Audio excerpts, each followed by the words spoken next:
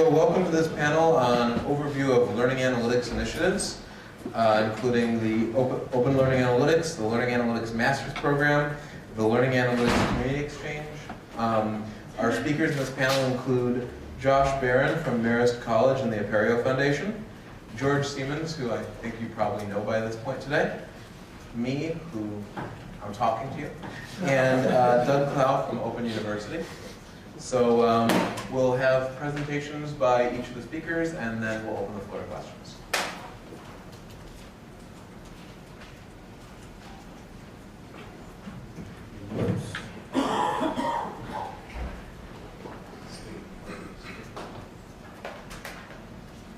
It's your moment in the light, Brian. Yeah. Everybody hear me all right? Sounds good. Okay, so I'm going to go through this very quickly so that we all get a chance to talk, and hopefully my goal is to stimulate lots of questions that we'll take during the kind of rest of the panel session. So let me start by talking a little bit about what we mean by open learning analytics. And I'll stress here, at least this is the meaning that is in my head, may not be yours. That could be a good discussion point. I really see it as this kind of open ecosystem that if we can establish it, will really help sustain and grow. Oh, I lost my college. Help sustain and grow learning analytics over the long term. So some of the things that might be part of this ecosystem, things like open learning analytics software, so analytics engines, dashboards, things of that nature, open standards and APIs for collecting data, bringing it to a single repository, open models, be able to release predictive models or knowledge maps under open licenses for others, not just to come and freely access, but hopefully enhance, contribute back to the research community. Open content, there was a lot of discussion this morning about open access journals, papers, MOOCs, and so forth. I think that's a really important aspect of this ecosystem. And even openness and transparency in policies and strategies. So we talked about ethics, and I mentioned this Bill of Rights, and the ability to take policy documents like that, put it out openly for people to share and enhance. Last point I think is pretty important because there is sometimes a myth and confusion between, let's say, open source software and being kind of anti-commercial. At least those involved in the Open Learning Analytics initiative so far, I think really feel strongly that it's not anti-commercial. In fact, I think it's a critical role for commercial activities in the ecosystem to sustain it over the long period. So why is this kind of important to be focused on? A couple of points. I think a lot of the work to date in learning analytics, particularly that which is being implemented at scale, is very much tool or software centric. So we have things like Blackboard Analytics or analytics tools in your ERP systems or your library systems. If that's the future, we'll have all these kind of silos of different tools with different data sets, but nothing that's bringing everything together in one large data repository for data mining. I think openness can help solve that.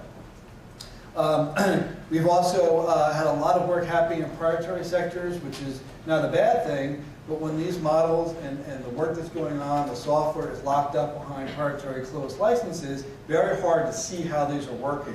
You're an institution and these predictive models are making decisions for you. You really want to know what those decisions or how those decisions are being made. We also have a lot of silos of different activity, different standards bodies, different projects and grants and activities going on. And I think openness will help break some of those silos down and get collaboration happening between them. So a few things that have been happening in this space, you're now aware of them. We held our Open Learning Analytics Summit following the LAC conference this year in March. That was sponsored by Marist and University of Wisconsin. And I had a lot of representation and involvement with folks from the Apereo community. If you're not familiar with Apereo, Apereo formed about 2 years ago through the merger of the Sakai and JSIG open source software communities. There was just a lot of work going on that was similar in both communities, and it's since for us to come together. There's about 25 open source software projects for higher education that are now part of Apereo. These are a few of them. You might be familiar with Sakai or Central Authentication Surface or OpenCast and so forth. So a couple of outcomes from the summit. I think one of the most significant was we kind of boiled down to these kind of 4 major domains that seem to exist within open learning analytics: software and standards, strategy, policy, learning design, learning sciences, research, and data.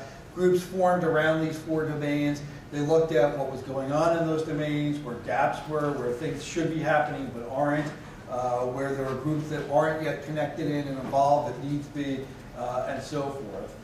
And right now, groups, in fact, a couple weeks or a week, we'll have a follow-up phone call, going to be working to build all this into a white paper that eventually might lead to seeking some funding. Another major initiative, at least from the Apereo world, is the formation of the Learning Analytics Initiative in Apereo. And the goal of this group, which is really right now being led by Marist College, University of Amsterdam, and Sinclair Community College, although others are going to join shortly, is really to try to operationalize, in terms of software development, a lot of the things that are happening in the learning analytics research community. I won't go into a lot of details here. Alan Berg, though, is actually our community officer, and he's helping co-chair the LASI event in Netherlands this week as well.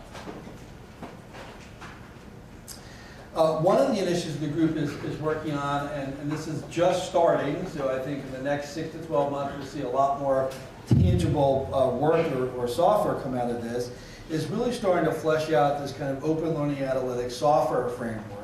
And the 5 kind of major components that we're looking at right now, one is around data collection, the other is around data storage, analysis of the analytics engines and so forth, communicating the results of those of the analytics out to other systems that need to be alerted about the outcomes, and then action, intervention systems that would actually then go about and do something as a result of that analytics.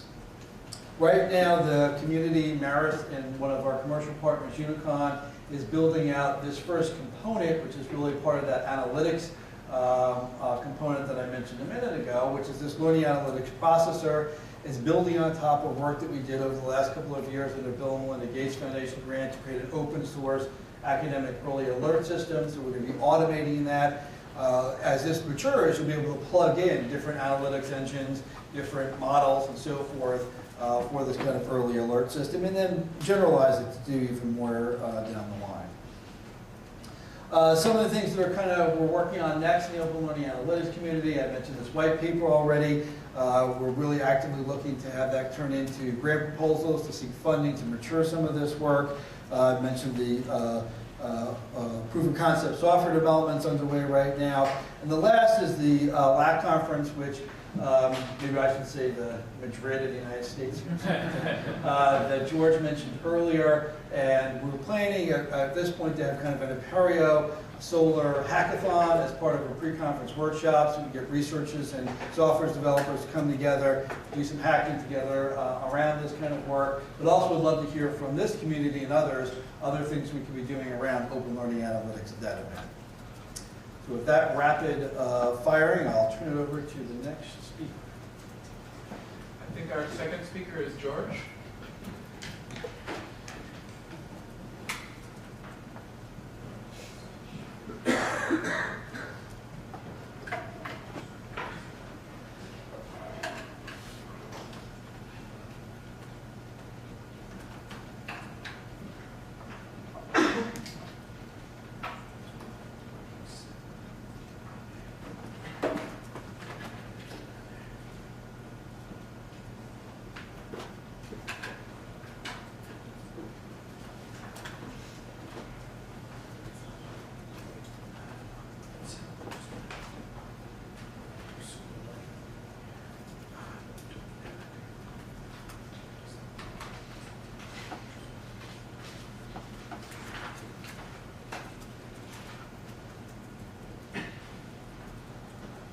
Okay, just make sure, looks like this is now on testing. There it is. Okay, so one of the initiatives, and thanks for the introduction there, Josh, to what's happening with the Open Learning Analytics Initiative. I want to introduce a second project or activity that we were involved with, and this is SOLAR and the International Educational Data Mining Society. So we met at Carnegie Mellon toward the end of April, and one of the discussions that we had was, given, and this is actually based on, this is Shane Dawson's idea, so if Shane has an idea and you're anywhere nearby, you'll end up having to do the work. And so it was actually at LASI14 where he referenced that you know, all these places are setting up analytics programs. Universities are paying attention to it. There's growing interest for students who want to become familiar with basic techniques and analysis approaches. So why don't we, because many of our universities respectively will be over the next few years creating a master's program, or at least a stream within a master's program. I mentioned earlier Teachers College already has one. I think Ryan's is probably the first one that I've heard come out, but I know a range of other universities that are paying a lot of attention to this. So Shane's idea, and I think it was an excellent one, is what if we get together as a group of individuals who have an interest in learning analytics master's programs, and why don't we decide who develops what, and then just freely share it and make it available. So now this, and some of this, if you're familiar with the MOOC that Ryan ran last year on Coursera, he's taken all of his MOOC resources and put them openly online in what he's calling a MOOT, an open, massive open online textbook. And so you can look at this. There's a group of people like Ryan who have this ethos of openness that would like to make their resources available. And there's a group of programs that are going to be developing master's initiatives in the next while. So that's the core idea that Shane put forward, and that's where we've started some work on this. Our first formal meeting happened toward the end of March at Carnegie Mellon. And so we had a group of folks attend, you know, Dragon from Athabasca, Ryan Baker, John Stamper, a group of other folks that were there, Carolyn Rose Taylor Martin, I'm not sure if she's here yet, myself and a few others that engaged around what has to happen. And so we spent the first time, segment just talking a lot about how can we collaboratively articulate what would be involved in a master's program, how can we then start discussing ways in which that content could be made searchable and available. A lot of issues around granularity as well. I mean, do you make your master's content in learning analytics available at a outcomes competency layer? Do you make it available as an entire course block? I mean, there's this relationship that David Wiley has articulated that you know, the bigger your learning resource that you're sharing, the less usable it is across multiple contexts. The smaller your resource is for sharing, the less likely it'll be used in multiple contexts. It's so granular and specific. So anyways, those are some things that we're still grappling with, but basically we spent a couple days together thinking through what we need for master's programs going forward, and our intent is to make these resources so it's a full master's program, 100% open, and accessible and reusable by anyone that wants to make this part of their program. So in theory, we could have a college or a school of education or information studies or computer science that wants to take parts of an open curriculum, and they could either just take the whole thing, rebrand, as long as it's, you know, traditionally with a Creative Commons license, as long as it's recognized about the source. They could then deploy that full scale as a master's program in their own institution, or correspondingly they could just take a smaller strand of it and just take a few courses or even a few modules. Now, after spending our time together, just give you a quick overview of some of the things that we looked at that would be involved in this program, and then I'll talk a little bit about next steps. So first of all, obviously privacy and ethics, you can't overstate that particular discussion, but it's also a very complex one, and it's a multi-year conversation. That's why it keeps coming up. Anytime there's an event, somebody's talking privacy and ethics, but it's hard to wrap your head around. But anyways, that's one key area. Learning analytics processes and theory, experimental design and methods for learning analytics and EDM, a range of different activities, data management, visualization, list goes on, psychology of learning theory, learning sciences, assessment, evaluation, and so on and so on and so on. And so basically what we did at this first meeting was we spent the 2 days articulating what would be involved in a master's program. We identified a series of organizations, a series of individuals, we should say, that are already doing some level of teaching related to this topic, but they may not have their resources openly available. So the intent now going forward is to create a timeline where we can say these are the course topics, these are the individuals that are going to develop or make them open, because in a lot of cases the easiest way to do is find somebody who's already teaching an assessment and evaluation course that has a learning analytics orientation, and then ask them to just make it openly available and license it in such a way that it can be reused. So that quite simply is the idea of the Learning Analytics Master's Program. The goal, as I mentioned, is pretty straightforward: make it accessible and reusable so that we can increase the quality of instruction, the quality of learning materials that are available for not necessarily researchers in learning analytics space, but for people who are going to be users of analytics or who are going to end up making decisions at a school or a university level based on some of these ideas.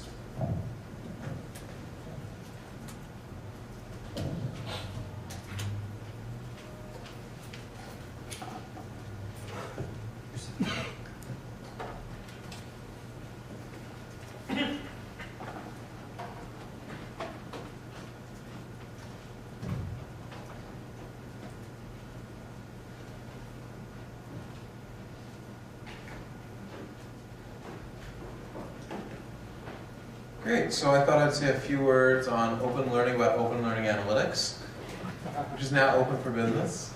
I was trying to think of another way to work another open, but in recent years, I feel like this talk, everything I say is going to have been said by somebody already today, and I didn't realize they're going to say it. But there's a lot of interest in creating graduate programs in MOOCs and learning analytics, and I just thought it'd be worth asking, who here is in an institution developing a program in this area?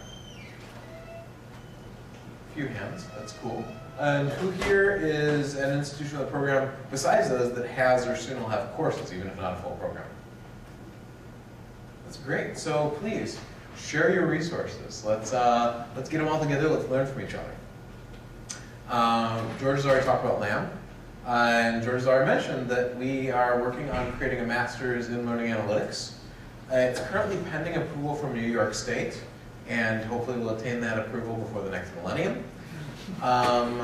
It's currently actually in existence called the Focus in Learning Analytics as part of the Master's in Cognitive Studies. So if you want to learn learning analytics, come to our Master's in Cognitive Studies and take the Focus in Learning Analytics. Some of the courses it has include Core Methods in Educational Data Mining, which is like a heavy methods course. Learning Analytics Process and Theory, which is like more of a deep philosophical George Siemens-y kind of thought-provoking course. A Feature Engineering Studio. I actually find that the design studio classes I took as a grad student were a particularly good way to learn how to engineer data and how to get meaning out of it. So we actually have a semester-long design studio for it. We also have a course on privacy, ethics, and other related issues by Gary Natriello, and a course on managing educational data by Amy Nurnberger, which deals with how do you actually get your data in a way that that you can actually get it back out later, and that it's not a horrible mess, and that you haven't broken yourself or your data. So all the course materials for my courses are up on the web, including syllabi, lecture slides, and assignments. And I would encourage everyone here to take them, use them, improve them, tell me how to make them better, and give credit. But please make them better, and the materials for the courses will be up soon too when they are around. It was mentioned Big Data Education, a MOOC. My contribution to Lexicon, which is not nearly as successful as MOOC, but it's completely open access and free, so please make use of the resources. And I see this as a template for what we could all do. And if we all start to share these resources, then it'll help LAM in creating kind of a unified master set that represents both a core, what everyone seems to agree is important, and a diversity of other topics that people think are useful. That'll enable, for example, a graduate student at London Knowledge Lab to be able to see how people are considering these things different at Teachers College and vice versa. This has already been mentioned. And if you have resources publicly available that we don't know about, please tell us during discussion or email us so we can make sure to make it available. So thank you very much. And let's go to our last talk by Doug Clapp. Let's see if this is working. That's fantastic. Microphone works.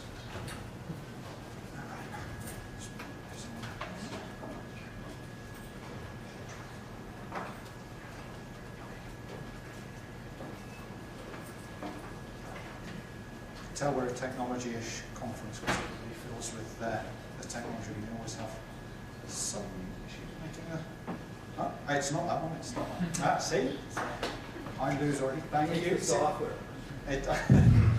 This is why we work as a community and we support each other, and together we can do much better things than we could do just on our own, which is kind of the theme for what I'm going to be talking about.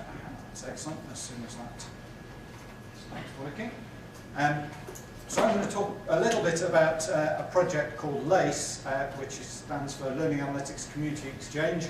The URL there, laseproject.eu. If you take nothing else away from this talk, take that away, because that's a way of connecting up with us and with what we're up to. It's funded by the European Commission with money for a couple of years.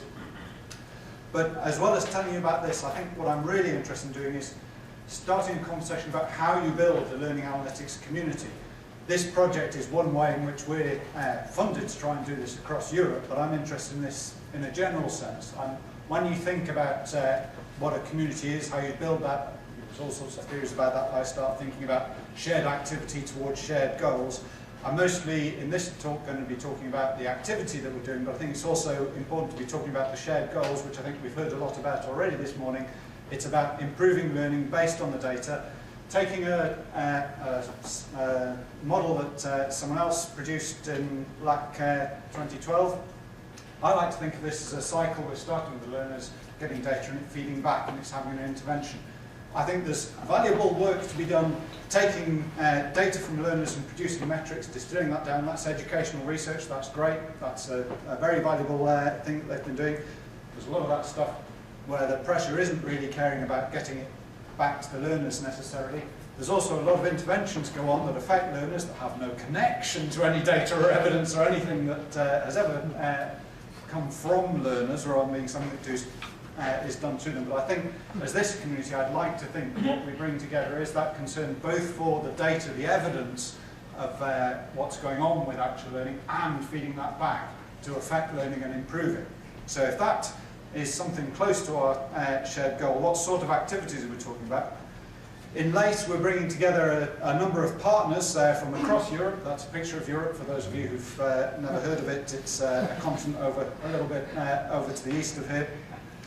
We've got people from a range of places with a range of expertises from a lot of exciting and interesting places like Bolton and Milton Keynes in England, if they're well worth a visit if you've never been.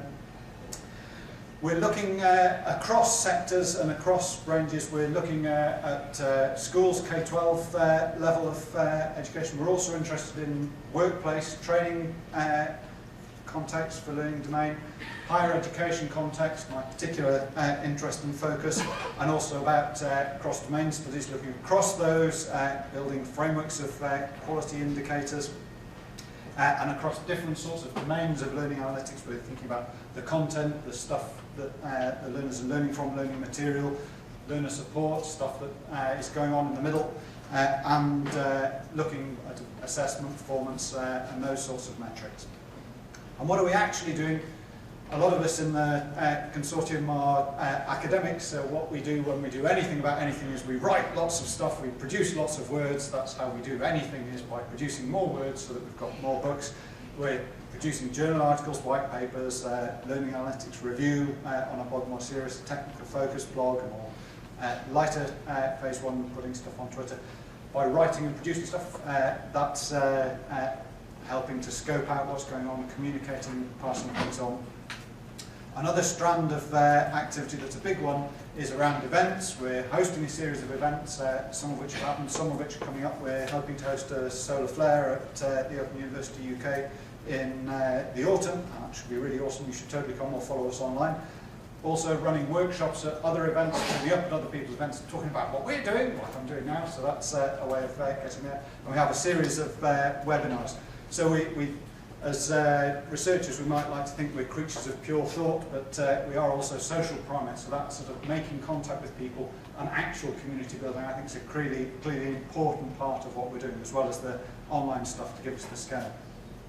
Another strand to what we're doing is a thing we're calling an evidence hub, where we're going to try to do a bit of sense-making activity, tracking activity, adding a curated level of intelligence on top of the literature we already have about learning analytics. This is building on some work that my colleague Simon Buckingham-Shum's done on evidence hubs and sense-making, and also on, there's a related project on open education resources in my institution. looking at evidence hubs to try and structure the evidence that we've got. And the key insight here is that to structure this around a set of key questions about learning analytics, and then map how each piece of evidence is evidence for or against some proposition or other, and try and use that to make sense of the evidence we've got, to try and see what we do know, and also, more importantly, what we don't know. So, I've been talking a lot about sort of a few practical things in summary detail. To answer my own question before you get a chance, but that way I get my answer in first, I think to develop as a learning analytics community, I'd like us to develop what we know about what we know. So that's the producing publications, the evidence of this sort of events and things. But also there's the social interaction to help more people to know more people more.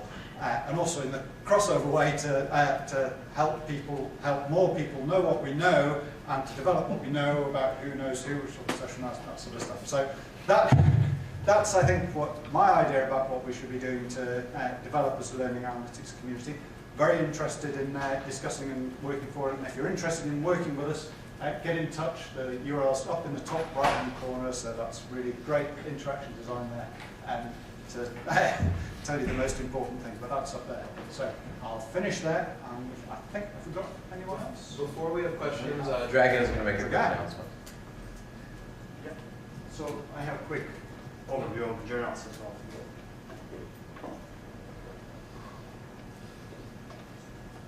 Do you have a mic? There's one.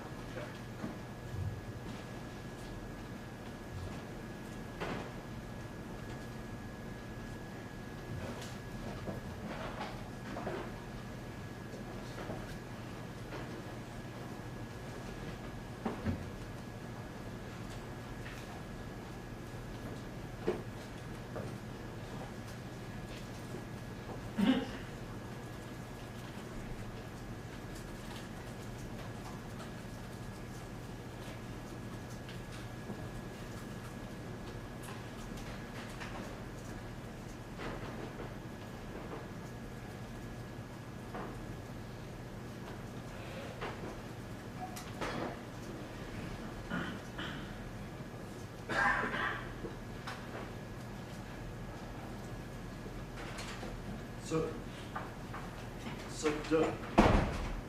the last initiative we wanted to talk about, and we actually just recall that we have another important initiative, and that's the Learning Analytics Journal, right? So the Learning Analytics Journal has been announced over a year ago. So the Learning Analytics Journal has already published the first issue. That issue was announced in April already, so you can easily access that first issue. It is important to note that the journal is having 3 issues annually.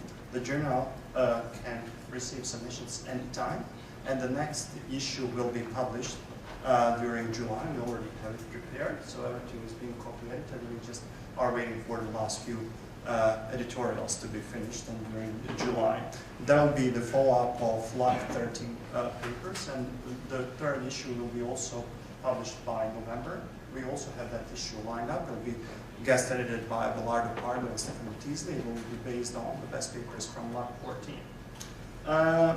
So it is important to say that, and that the question already came up earlier this morning, that the journal is completely open access. So all the papers are peer reviewed. We don't have double blind, we have just blind peer review process, so that's something we can discuss.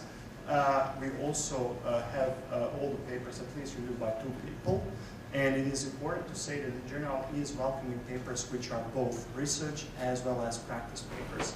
So practice papers are hotspot papers that we call. They are emphasizing innovative ways how learning analytics are applied and evaluated. Thank you. Good morning and happy Canada Day on all of you. Yay, eh? So it's quite appropriate that we should have a keynote speaker from Canada today. We have Dr. Phil Winne, who's earned his doctorate from Stanford, but thought better of it and came back to Canada to be Professor of Educational Psychology at Simon Fraser University, that's in Vancouver, British Columbia. Dr. Winne is Canada Research Chair in Self-Regulated Learning and Learning Technologies. And for those who don't know, the Canada Research Chair is one of the highest academic honors in Canada. They're positions held for 7 years and renewable. And Dr. Winne has had held his chair since 2002 and was renewed in 2009. And the universities are very happy to have this because along with this comes $200,000 annually to the university where the chairs are held. Dr. Winne's research interests are in self-regulated learning, but obviously from today's topic, metacognition, motivation, study tactics and learning strategies, adapted software for researching and promoting self-regulated learning. And among his recent awards, he holds a 5-year SHRC grant, that's a Social Science and Humanities Research Council grant, on tools and methods to help learners self-regulate learning and increase learning success. Dr. Winne has an impressive publication record with recent publications in Metacognition and Learning, Journal of Educational Data Mining, Learning and Instruction, just to name a few, and as well as 5 books. And because we're at a Summer Institute of Analytics, you'll also want to know that he has an H index of 50 and an I-10 index, a new one, with a number of publications with at least 10 citations of 85. So please join me in welcoming Dr. Winne to talk to us today about learning analytics for learning science when N equals M. Thank you,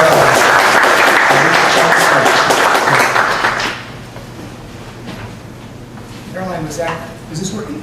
Yes. Caroline was introducing my twin. I'm the lesser member of the family. So I want to talk about learning analytics for self-regulated learning today. N equals me. I'm going to use the personal pronoun throughout the presentation. And for those of you who were here at the public event last night, I'll be using a couple of slides so you can get just a couple of winks while you're doing that. I always like to learn from Pierre, and so I thought I'd show you something about my location. 2 of the really important places, to me anyway, at Simon Fraser University. Sadly, I don't have money for a postdoc despite this amount that Caroline was mentioning. The university eats that up in my salary and other things. And how the Canada do? Let me just go back to that for everyone else. Okay, thanks to all the funders, the obligatory slide. Sadly, none of them are here to realize that I'm thanking them, but that's that. So, I think you'll like this.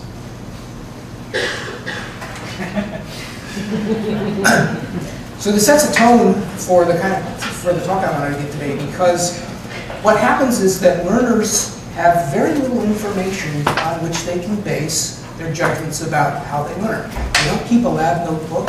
They don't have a record of what they studied or how they studied, with the exception of, in the paper-based world, the highlights they make or the things that they preserve electronically. And surprisingly, they have very poor memories for what they do. So I want to try to overcome this opinionated perspective that learners have about how they study.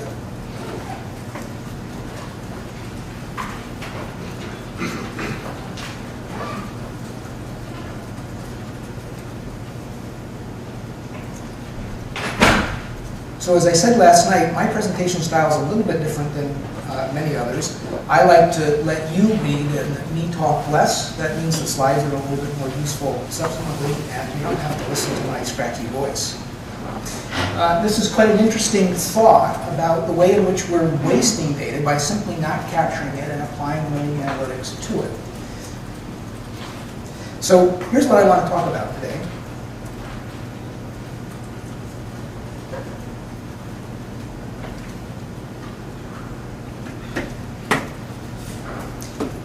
And I'll be showing a couple of slides about software we developed called NStudy, which is designed as a kind of super online annotation system to record, as best as we can manage it, absolutely everything that's observable about what learners are doing when they study online.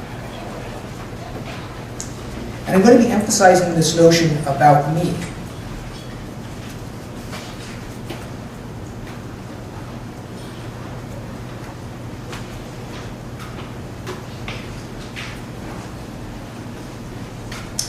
So I've italicized the word productive next to self-regulated learning, and I do this because everybody is quite constantly self-regulating what they do.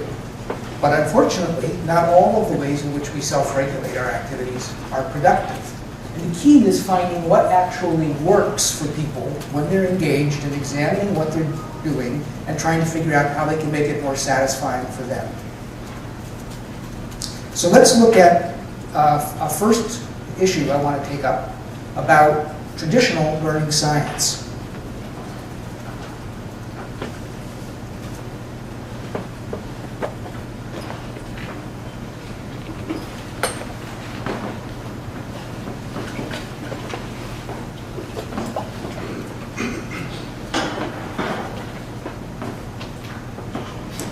The point of this slide is that what comes out of classical studies in learning science and educational psychology is that they don't speak directly to me. Here are ways in which what goes on in classical RCTs differs dramatically from what I experience as a learner.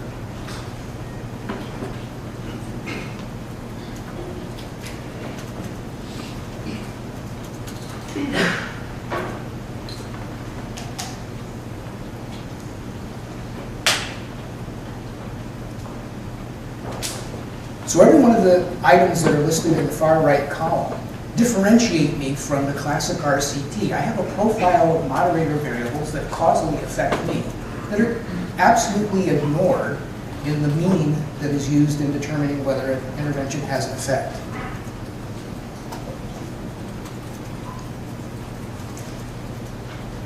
This may surprise some who didn't see it last night.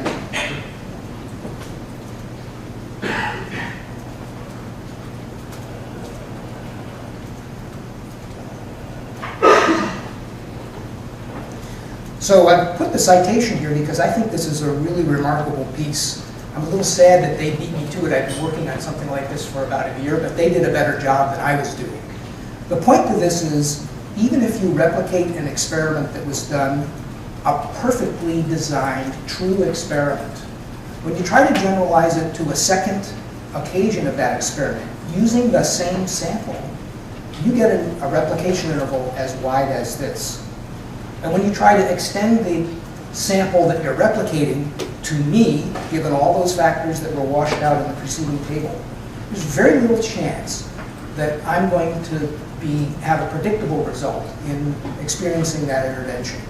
It's risky for me. It's also risky for everybody else. I want to try to turn that to our advantage later.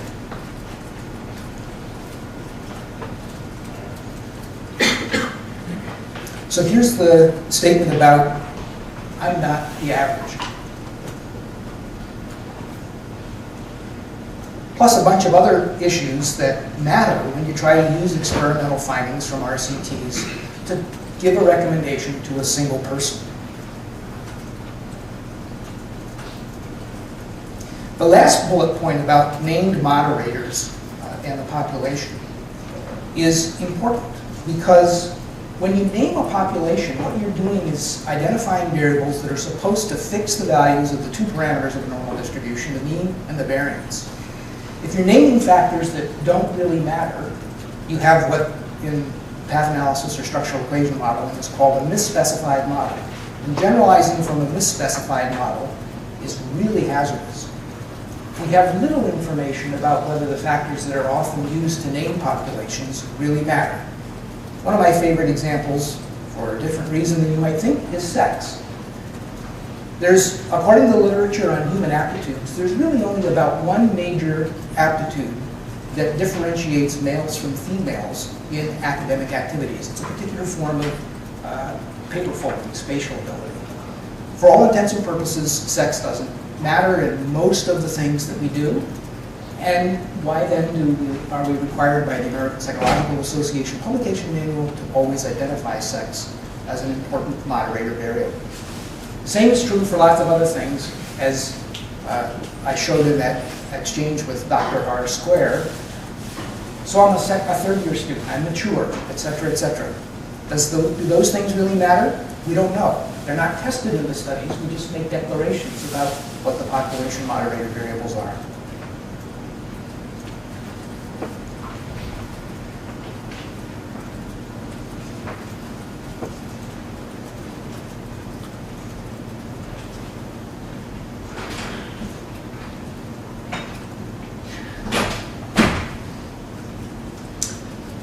So here's a list of some common challenges if I do try to generalize from a particular RCT or a meta-analysis.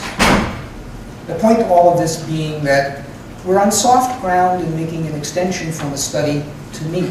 We shouldn't throw out these studies. They're useful for testing theoretical ideas in the first place. But moving from them to recommendations for individual people is really chancy.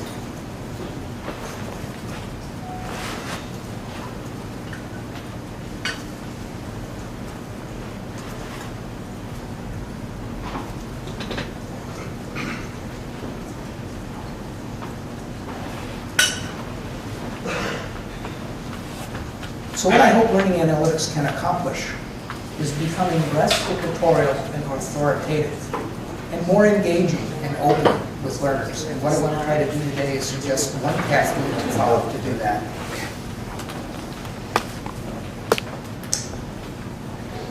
Here's what Solar says about learning analytics.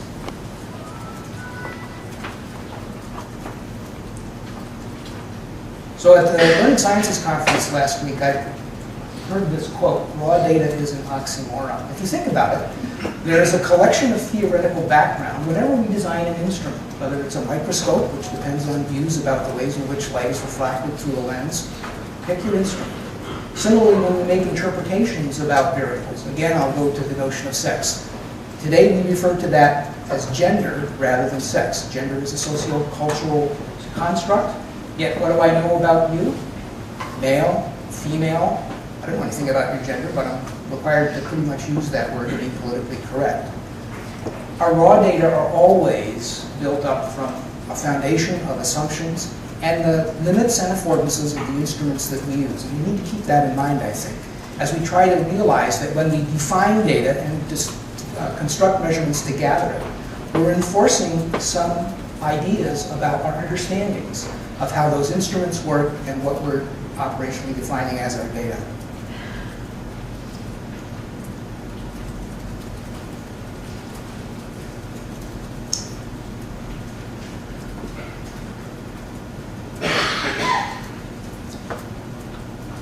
So here's a quick triad of exchanges between me as an operator on information and what happens mentally inside my mind as I'm working. So how do I study? Well, these are the things that in my language I'm doing.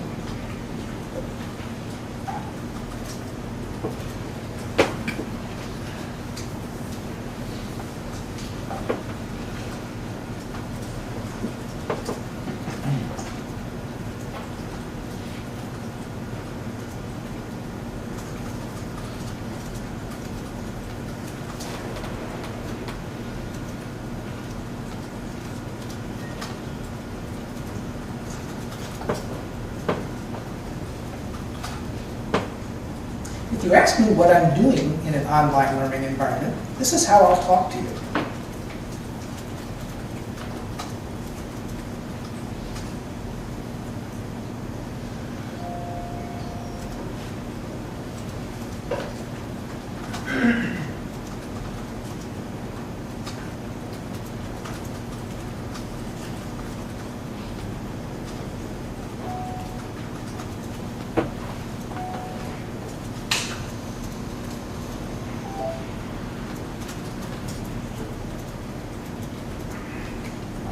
Now the map I'm referring to here is the notion of a knowledge or a concept map that many of you have seen pictures of, or perhaps made yourself.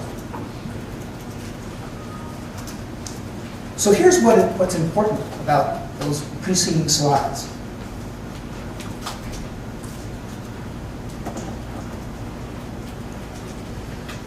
The message here is that when we're talking to learners, providing them learning analytics, we need to think carefully about what our communication is meaning to them, what they can understand by it. I can't talk to them like a cognitive psychologist or a sociologist.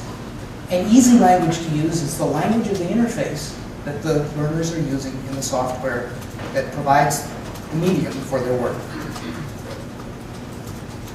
So now let me turn to the software that we developed that's called N-Study, designed to collect, as I mentioned, practically everything that's observable about what learners are doing when they're studying online. Here are some of the key features of this software.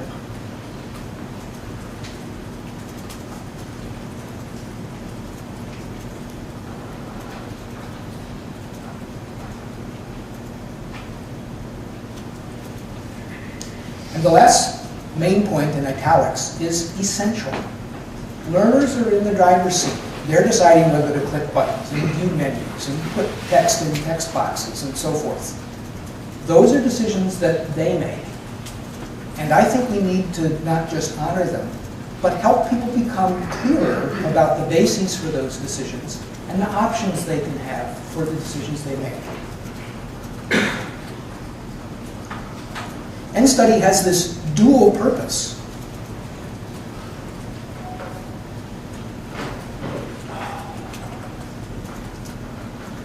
And the last point about gathering data refers to two of us that are interested in the data. Me as a learner, and you as learning analysts and learning scientists.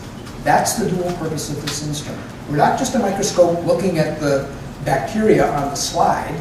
The bacteria don't care. The learner does. So we want to try to paint as full a picture as possible for both of us about what's going on as I'm learning. So here's a picture of the study space for NStudy. On the left-hand side is NStudy's sidebar, and on the right-hand side is a browser with a pop-up menu. Here's a picture of that pop-up menu. You click and drag across some text and right-click in the Windows world or control-click in the Mac world. You get a menu. The bottom options about creating a term and so on are configurable. You don't have to let people create terms. You can put some other things in that pop-up menu. For instance, a list of note templates, which I'll show you in just a minute. Here's a blow-up of the NStudy sidebar.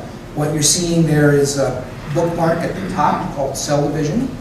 Then a quote that I've made. They're called quotes because as I drag across that text and say quote, a copy verbatim is put over in my workspace in the NStudy panel. Then there's a term, and I can't read this here. Then there's another quote at the bottom, large one. Here's NStudy's chat interface. Again, the NStudy panel is on the left, and the chat space is on the right. At the bottom, we offer some opportunities for learners to think about how they're going to share information. Literature in computer-supported collaborative learning and small group work shows that people are not naturally excellent collaborators. So as a researcher or an instructor, you can suggest some roles. That's the summarizer, for example, as a drop-down list. You can configure what you want. And for each of those roles, you can give learners some scaffolding about the kinds of prompts that they might use, illustrated in the whatever color blue text that is there. So they click on that text. It's immediately inserted into the text box where the chat begins. The learner can just send that as it is or append some more information if she wishes. Here's a document. We have a little essay or lab or report writing tool where people can construct the material that they want to hand in or share in their group. And then here's a picture of a note template that you can drag and drop over into the document. The idea here is that as you're doing research for a term paper, for example, I like to call it pre-drafting when you're constructing your notes. Then you can drag things over into the document space to begin drafting your essay, and then you can edit that essay to move toward the final product. And here's a view we call all items, listing everything that's available in your NStudy space. There's a blow-up of that so you can see some of it. Learners can select whether they want to look just at bookmarks or notes or a collection of things. They can enter information in that text box up at the top to search for things. You get an indication about how many items are excluded that you've constructed, and an indication as well about how long ago it was that you last used that item. Again, these are configurable features of the software. And here's another note template just to show that you can have a variety of interface widgets there, checkboxes, radio buttons, sliders, date fields, etc. Here's data. just a little bit larger for you to see it. Everything gets recorded with a timestamp, and text that you enter, essentially at the keystroke level, actually a little bit more fine-grained than that, although I'm not sure what half an M or a T really means. And then we have something called the user story, which is a little bit more human-readable account of what's actually going on. I created a note, here's the text I added into the note, then I created a term, then I included the term in the note, so forth and so on. So what do we do with this data? How do we couple it with learning science? How do I make this bridge between the observable activities that the learner uses and talks about their learning in terms of, and what I like to do as a learning scientist? So first I want to introduce this notion that we all use, the idea of a trace. It's a theoretically valuable or useful description.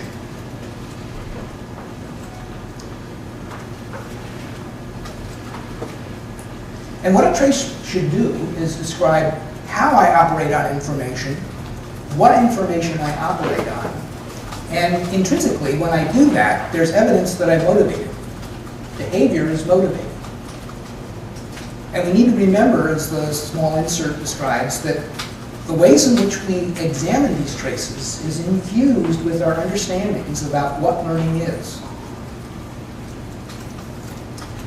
So one word describes the collection of operations, really not completely. This is a kind of 80-20 sort of rule. SMART. I search, I monitor, I assemble, I rehearse, I translate.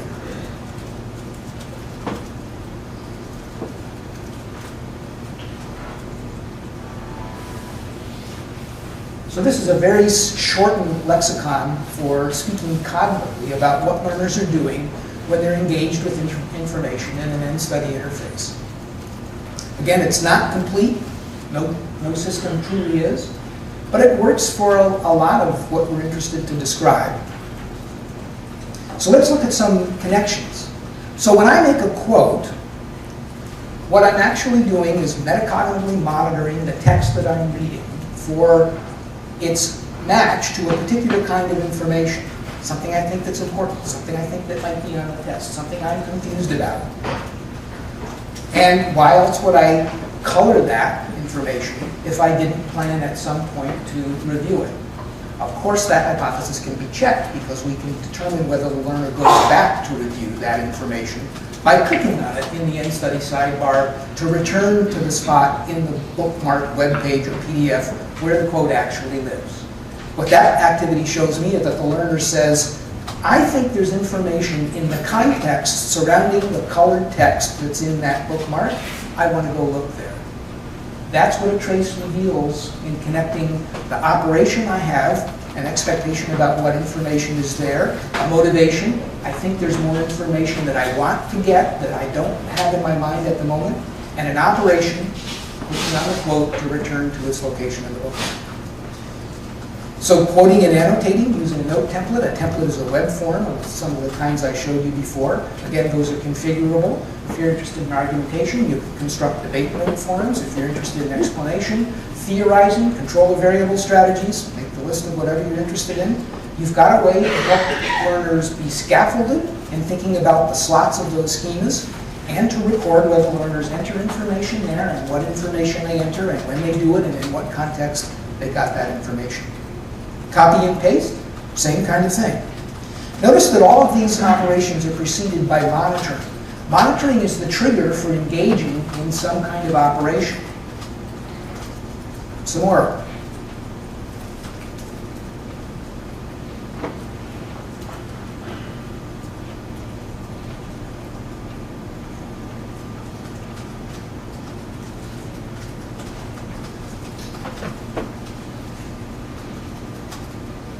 Some of these activities, like in the second one about rehearsing the schema, come along for free in the sense that when the information is displayed for the learner, on the assumption that they actually look it over, and if you did have some additional instrumentation, like eye tracking here, you'd be able to set areas of interest for the titles of each of those slots to see if the learner actually looks at them. But in general, I think you can probably assume that, unless these are very long forms, learners get a quick rehearsal just by popping up that template.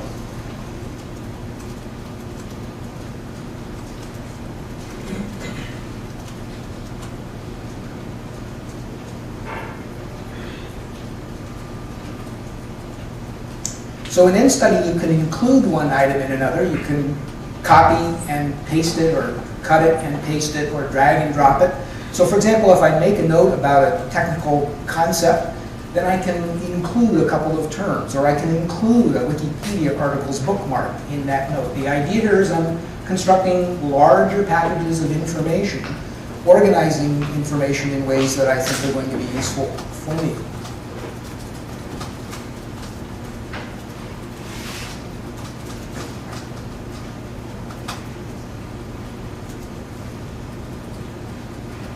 So what do we do with this data? Well, what do I want to know about me? What we have yet to design next year is a query for the database that's recording all of Study's data, so that students can enter their own queries. What notes did I make yesterday that included term X? In what chats did I have with Al about why biology is a silly subject? What can Study tell me that I don't know? Human memory is forgetful, biased, and selective. So things that I don't know could be important for me to come to understand about my learning. And then, what can I do with this information about my studying? If I'm making about 1 note a minute, now what? If I'm making lots of quotes that never include the terms that are the disciplinary building blocks of the study, of the subject I'm studying, now what? So again, I'm going to reiterate a little bit of the interface here. How do I talk to myself about my learning? I'm not saying, I'm not rehearsing information enough, I'm not metacognitively monitoring using an appropriate set of standards, I'm not applying the spacing effect by scheduling my review of things. That's not the way I talk to me. I talk to me in terms of, did I create and title a bookmark? Did I make a quote from a text or from a video display? Did I use a particular note template? This is the language that makes sense to me because it's what I'm actually doing in the interface. I also get some support, so you can put this replacement text there to give me some guidance about what I should be thinking about as I'm trying to fill out a form. If you think I'm expert enough, you can leave that out. I think about my confidence, how much effort I'm applying, how well I know something, what the cognitive psych literature calls a judgment of learning. And I think about the options I have, again, in terms of the interface. So here's where that arrow I drew before between understanding what we're trying to understand and the definition of our data comes into play. We need to think about designing traces in ways that make sense to me if you're going to feed back information to me in the form of learning analytics, but that also have for me as a learning scientist some theoretical purchase. Here's some verbs that I apply. These are things, again, that I do. I tag something. I map something. And those couplings between these observations and the theoretical interpretations of them that I was showing before are the bridges between what I do as a learner and what I need to think about becoming as a nascent learning scientist. So again,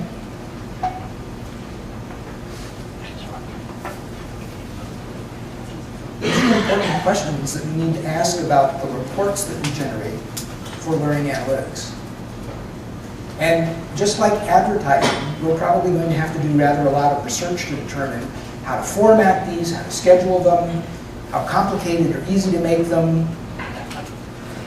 Just thinking about it as advertising for learning science, if you will. So here are some very basic notions about statistics. Counts, notions about workflow.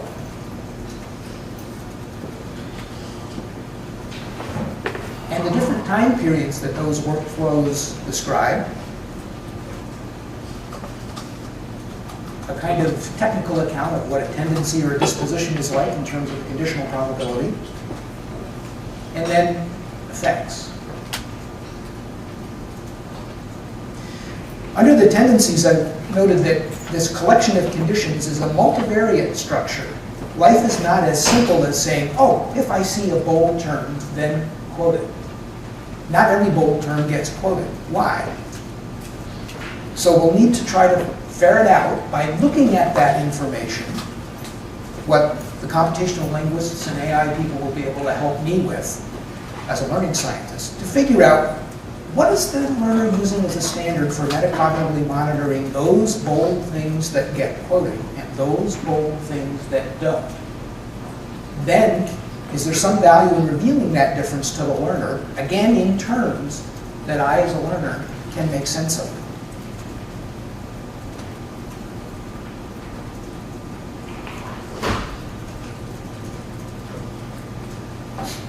So this also is not a particularly new notion, but the idea here is that if you've got a sequence of events, A, B, D, B, C, etc., you can organize these in a transition matrix, start in the row with the first event, put a tally in the column for the event that follows. That event now becomes the identifier for the row, look for the event that follows it. Build out that transition matrix and construct a graph like this. Here's a picture of a learning strategy. What we're interested to do as learning scientists is investigate, is my learning strategy more or less complex or more or less productive than yours? Are our learning strategies nearly congruent in the sense of congruent triangles? And for learners, can we show them pictures like this, not exactly like this, but with words in places of where those letters are, and perhaps some other kind of info viz like weighting the arrows or whatever, so that it makes sense to them to say, oh, this is how I go about, for instance, scanning and quickly running through a chapter. Then how I go about studying it in greater detail. Here's how I review that chapter. What's the difference between the way I scan it and review it? If I bring those two graphs into congruence, is there some benefit? Or if I make them diverge in a particular way, is there some benefit? We can think about the ways in which these kinds of patterns become structured. So what I'm showing here are a couple of features of these kinds of graphs that may or may not turn out to be useful. So for example, there are these green areas, partitions of the graph, that are fundamentally identical. Now they won't be exactly identical because learners are going to react a little differently to different bits of information. And they're not automatons, so they don't do the same kind of assembly line operation every time they engage in a feature. But they may be close enough together that we'd say, yeah, you've got a repetitive pattern here. The pink features show some kind of change in the way that I'm studying. At the early part of the graph, I'm only using one kind of event to lead into the green partition. And later, for some reason, I'm making that a little bit more complicated. Is that an improvement? Is that likely to frustrate me? Those are the kinds of questions that we could ask and potentially feed information back to learners about how they're going about learning. So they could say things like, yeah, it takes me a little bit longer to do the second pink, more complicated workflow, but I find it more satisfying because I think I know what I'm doing. I also want to talk about terms. So since I'm not schooled in artificial intelligence and computational linguistics, I had to step down from what I think is where we want to go in learning analytics to actually try to understand that information to something that's just string matching. So terms are the building blocks of our disciplines. I have a book in my office that's an introductory biology book. It's 1,000 pages, and its glossary has, I haven't actually counted them, but I estimate a little over 800 terms. It seems to me that biology is fundamentally two things: learning an entirely new language and being able to write sentences in that language. So, agreed, that's a gross simplification, and biologists are now starting to feel nauseous or wanting to throw things at me. But can we make use of just the fact that there's a term like mitosis and use that to inform learners about the ways that they're studying? So we have some nouns. Here's a list of them that covers a variety of subject areas, and verbs and adjectives. All of these are words that you'd expect learners not to know much about when they start studying a particular subject. And I want to make a very simple statement, again, maybe simplistic is a better word, that meaning is a particular configuration of these nouns and verbs and adjectives. And I want to talk about 3 of them that are very easy to detect. So when you construct a term, you have the term itself, mitosis, and then you have a description of what that term is. If in describing mitosis you use any other term, you have an in terms of relation. This is the dictionary game. I wanted to look up this word, and it uses a word in the definition that I understand, so I have to look up that word, and so on. Here's a graph that shows the ways in which meaning for me is connected. That if I don't understand something that has an in terms of relationship with another term, I need to do more to understand the first thing. Then there's some other things that are very simplistic in text. Under the Gricean assumption that when authors write material, they try to be understandable. If I use 2 terms together in a sentence, some relation is connecting them. I don't necessarily know what that relation is. Computational linguists can do a much better job of that. But I now know that the author says there's something connecting these 2 terms. And I can make a graph of those sentence co-occurrences. I can compare it to the in terms of graph and begin to think about ways in which the in terms of graph isn't capturing whatever the text is describing. I can do a similar thing with paragraphs. There are likely to be a small set of terms in paragraphs. Again, the author is saying these somehow go together. Learner, you have to figure out what that relationship is. So, I guess I should have said before I went to that slide is, can we invite learners to think a little bit more thoroughly about the building blocks of what they're studying just by showing them these kinds of pictures? And again, maybe applying some info bits. So you could have node diameter, for example, showing the number of times I've operated on a particular term on the assumption that the number of times I operate on something is likely to increase its retrievability. Old finding, Ebbinghaus. Or the weights showed by thickness of lines indicating, for example, the frequency of sentence co-occurrence, saying these 2 things are really coupled together. These other things that have a line pixel weight of only 1, yeah, they occur once together, but maybe not so critical to get in some kind of connection. There's something I might act on as a learner, but you'll have to help me figure out what I should do in looking at those kinds of pictures. So now let's turn to actionable analytics. And remember, I'm doing the studying here. And so, let me just go back. The little symbol I've got there is the best I can find as a target. These are some things that I think, and I might be wrong because this is not my area of expertise, that we might want to work towards in learning analytics. So I carry out operations, and we can easily determine the frequency with which I do a particular operation, what type of operation it is, and I've just described some ways in which we can begin to examine some patterns of them. So if you want to monitor me to, or nudge me to monitor differently, here are some things you might do. The target, how do I, given a text, as a learner, get some information about what I might be monitoring about that text other than, I don't understand it. Are there particular kinds of things I should be looking for? Relationships, conceptual structures, or schemas? So for example, could we build a classifier that would go through text and say, this paragraph is presenting evidence for an argument? You don't have to tell what the argument is, you just need to be able to identify something about the semantic and syntactic structures that say, yeah, that's an argument. This, I think, has been done. So here I am viewing things.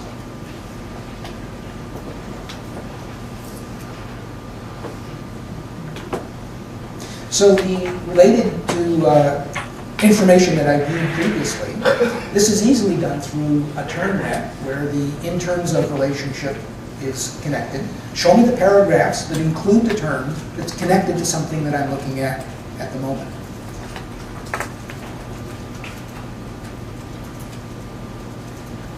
Here I am generating text.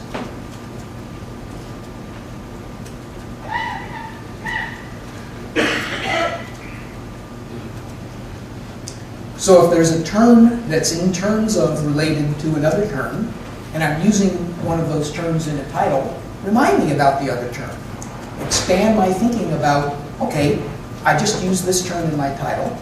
It's defined in terms of, or the other term is defined in terms of what I just put in my title. What am I not thinking about that I might be thinking about to rehearse the structure of the discipline in which I'm working?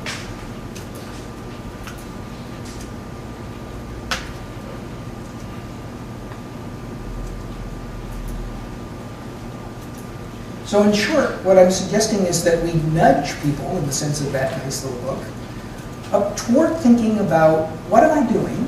How can I extend the information that I'm working with in ways that correspond to the structure of a term net, a sentence co-occurrence net, a paragraph co-occurrence net, some fusion of those. Can you help me identify features of text that I'm not operating on enough? I would say attending to, assembling, and so on.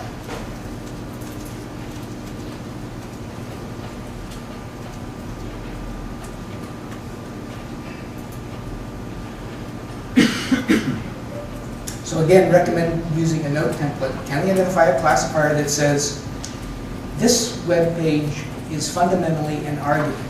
You need to be looking for what's the claim? What's the evidence or set of evidences that are provided for that claim? What are the warrants that make that evidence appropriate for the claim? Just showing me that schema, that note template, might scaffold me to think, I need to change the detectors I was going to use in metacognitively monitoring this.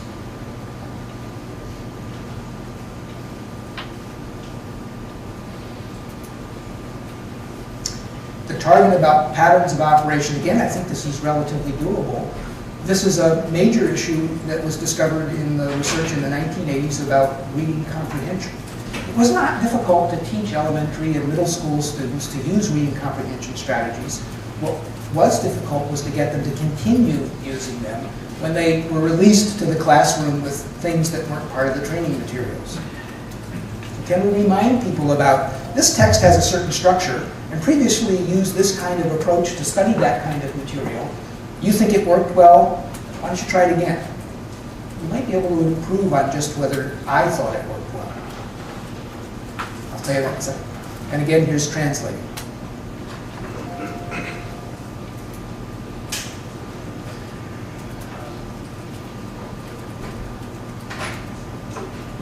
So, part of the definition of learning analytics at Solar's website had to do with optimizing learning and learning environments. So a few more targets.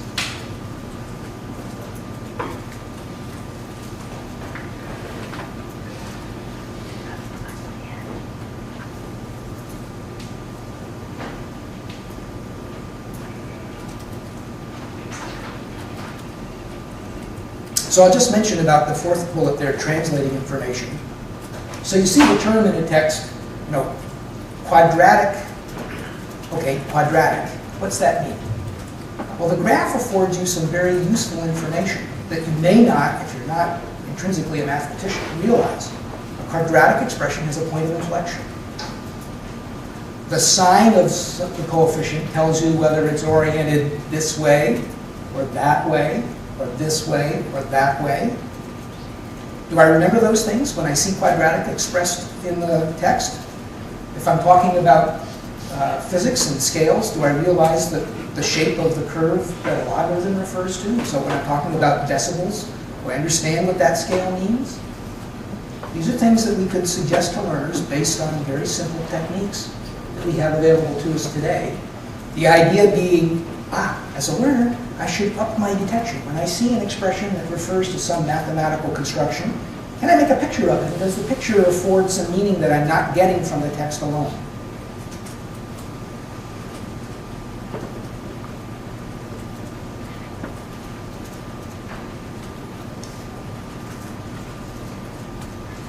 The second bullet at the top about learning objectives is really important. My colleague Alison Haddon at the University of Victoria has a Learning to Learn course, or learning skills course, that she teaches to a collection of first-year students across the campus of the University of Victoria. So I'm almost at the end.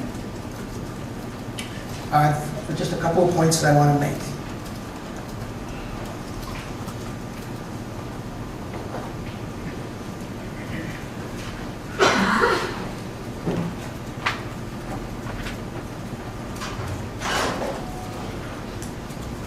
the idea here is, part of my complaint about RCTs is that the mean is a statistical construction that doesn't really apply to anyone.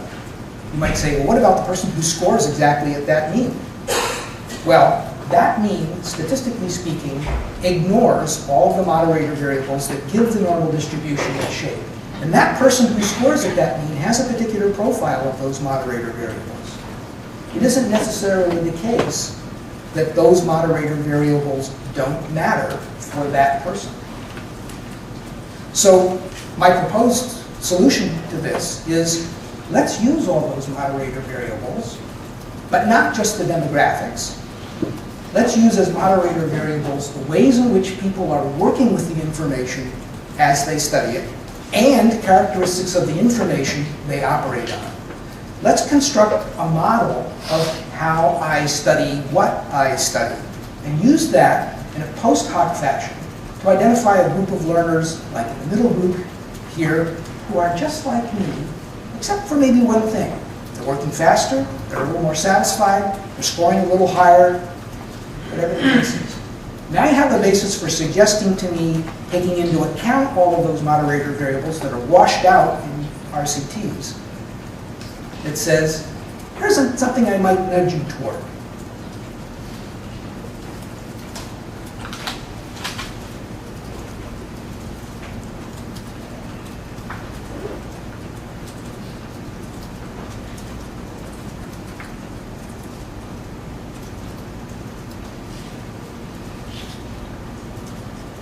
Just display the whole thing.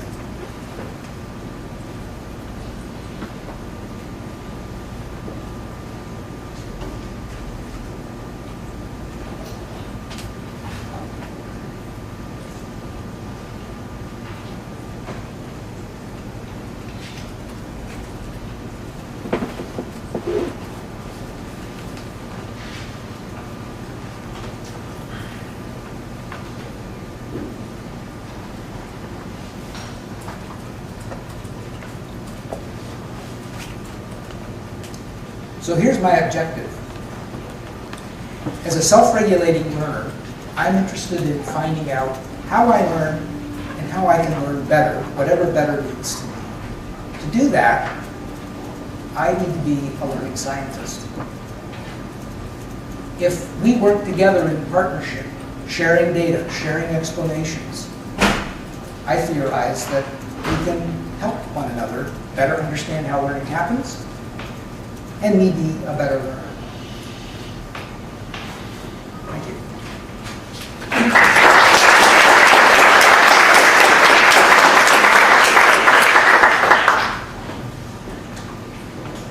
Questions, complaints?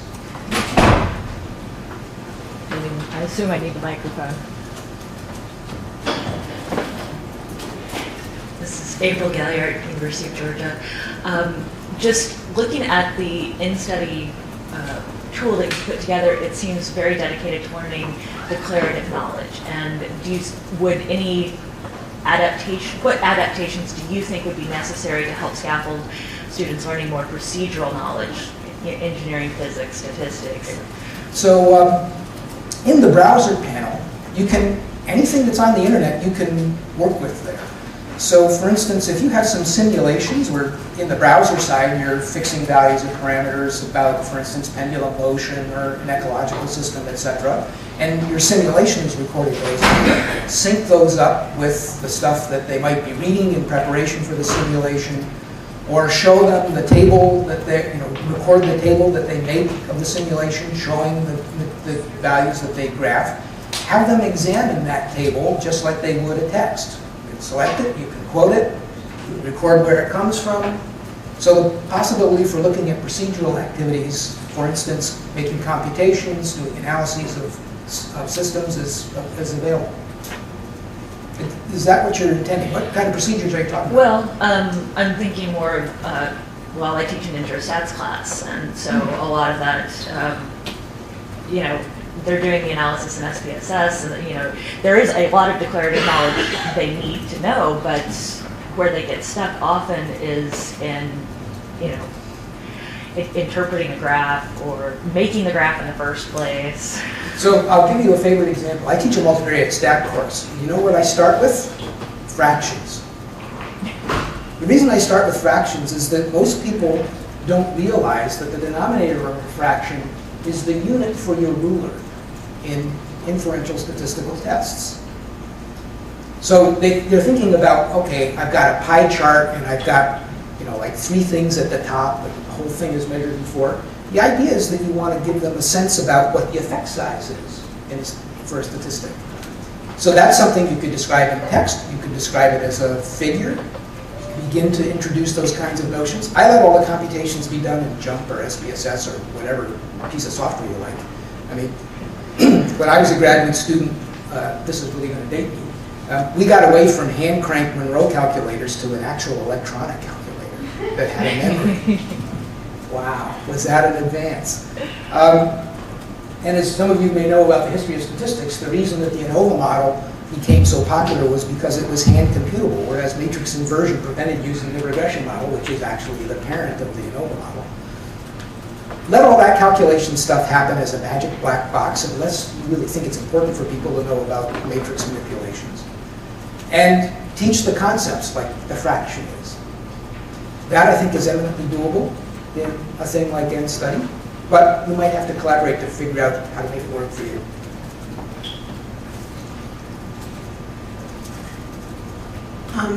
I'm Tiffany Barnes. I'm giving the keynote tomorrow morning, and I just wanted to respond and say I think we need to instrument the steps of procedural learning very similarly to how you've instrumented the steps of sort of declarative learning, and I'll be talking about that tomorrow. So there's your answer. All right. Or there will be your answer.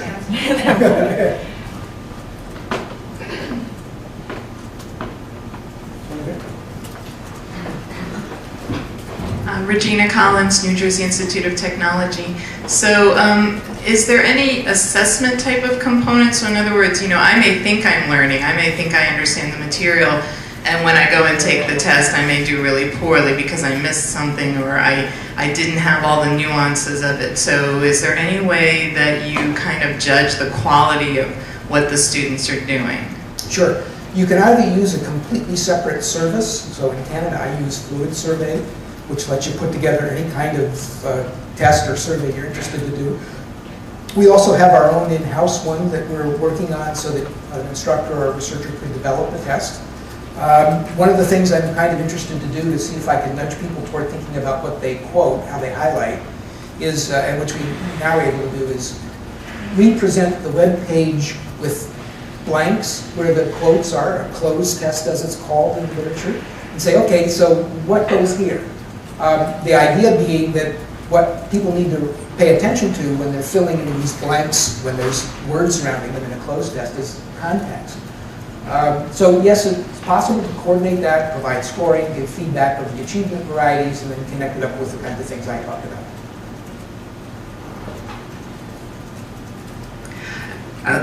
I'm Annie Mustafaray, Wellesley College. Zach yesterday was talking about emotional states at some point, being bored, confused, frustrated, and how that relates to learning.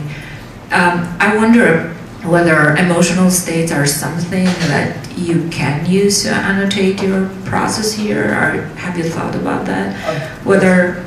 Yeah, so if you have other instrumentation that you want to use, butt sensors, eye track, GSR, etc., sync all that data, put it together, make up an even bigger multivariate profile of me and my peers. But I'll tell you an interesting thing about motivation. A student and I, in her dissertation, Ming Zhou is her name, looked at the issue about self-report instruments. So what we did is we constructed a text that had some hyperlinks in it.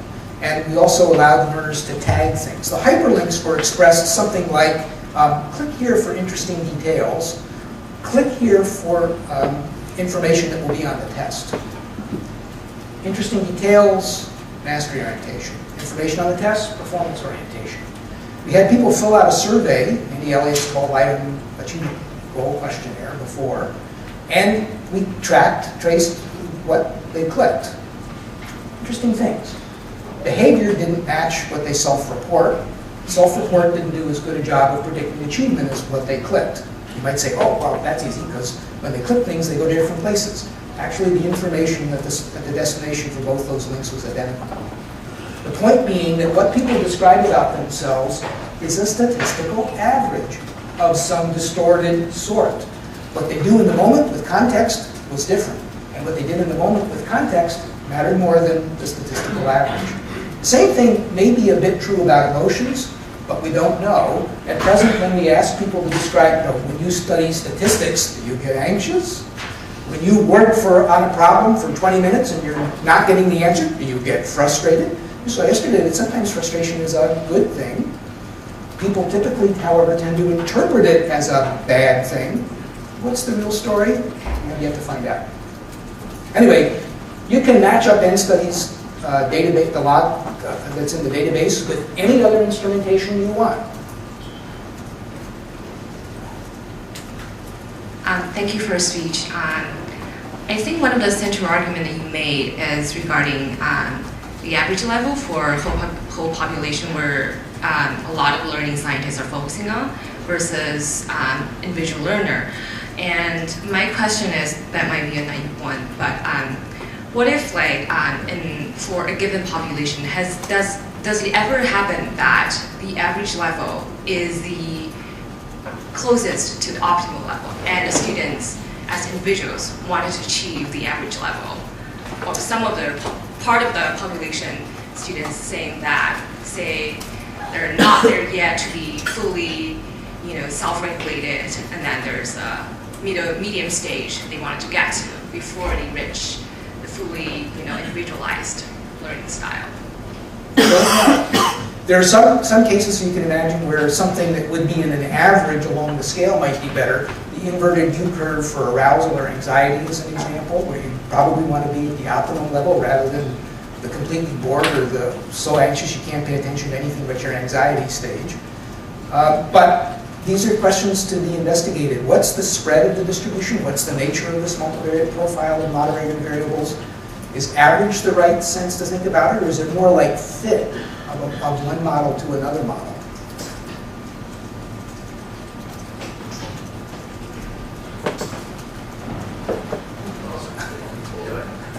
Hello. Hi, I'm Andy from King's College London. I've got 3 questions, so bear with me. Do you think it's a limitation and restriction of your tool that it's only about online text-based resources? Yes. There's no, yeah, okay. Do you need to elaborate, or is it? Where is that? Do you have any future plans for like video, audio resources, experiences? You can use video or audio. You get there's a video pane with a scrub line. You stop it, and then you we call it mod click, so you don't have to keep saying right click or command to bring up the menu, and then you don't actually get the quote, although I imagine somebody will have voice recognition that works for any arbitrary video eventually, so we'll actually be able to get the quote in text form. So you can use video and audio resources, and as I was saying, where it was over here, about simulations, where that, again, if you sync up the data the simulation is recording with the data the NStudy records, you can begin to put those things together in a larger picture. Okay, excellent, thanks. I'm not sure if I got this correctly, but the recommended actions to the learner are actually based on the previous actions? Not necessarily. You might want to be testing a theory. So I described the case where I'm just studying online because I'm interested in something, or I have an assignment like a term paper to write. But you can use NStudy as an instrument in regular RCTs if that's what you want to do as well. Do you think there's any usefulness in recommendations from, obviously not maybe the average student, or maybe top students? Do you think there's any usefulness to that? Something to explore. And I want to reiterate, I don't want to throw away all of the literature that we've generated based on RCTs and approximations to them. But it's a place to start. The idea is, can we tailor those findings in productive ways and divergent ways to match individual learners who aren't right at that average, given that I'm not satisfied in saying that person is at the average in the first place. And last question, because I'm holding the mic here. So do you think, because you said that the learners don't really set goals, just open a book to a chapter and start reading. So do you think the learner is the most appropriate person to actually set a learning goal? Isn't that the job of a tutor, or maybe a characteristic or a really useful resource to set the goals at the beginning? Both cases are true. So if you're in my Ed Psych class or my Stat class, I'm setting some goals for you. Guaranteed, you should be setting some of your own goals. When you're working on a project like in a history course, write a paper. How much more direction is typically provided by the professor or the teacher? The student has goals to set for him or herself, so they need to learn about goal setting as well.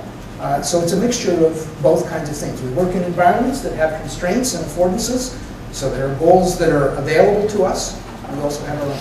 Thanks, that's great.